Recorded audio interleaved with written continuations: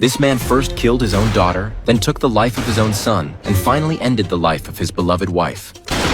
After it was all over, he turned the gun on himself.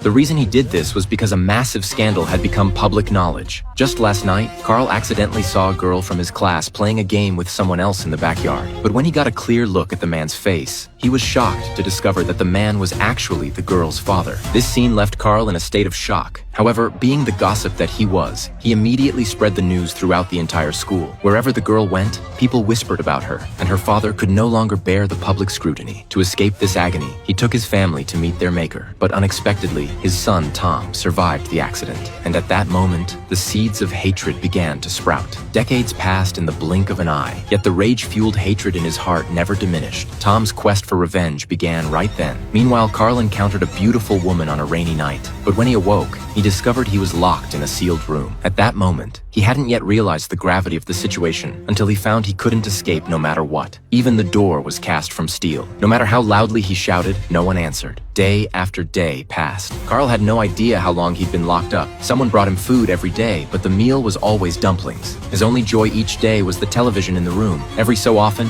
an anesthetic gas would fill the room. One day, the news reported a story. Carl's wife had been murdered, and his 3-year-old daughter had been sent to a children's home. According to evidence from the crime scene, the killer was none other than Carl himself. Upon hearing this news, Carl was utterly devastated. But trapped here, there was nothing he could do. Day after day passed. His daily activities were confined to this room. The food was still dumplings. Carl's condition grew worse and worse, until one day, the TV showed his daughter practicing the cello. Only then did he realize that 5 years had passed. Watching his adorable daughter, Carl decided to live life to the fullest. He poured all his longing for his daughter into letters. His daughter became his source of strength. Carl shed his former despondency and began working out, dreaming that one day he could go out and find the real culprit behind it all. Soon, his wish came true. That day, the familiar anesthetic gas appeared again. When he woke up once more, he found himself outside, still carrying the letters he'd written to his daughter over the years. At that moment, he didn't know that this newfound freedom was also the beginning of his descent into the abyss. Tom's revenge had only just begun.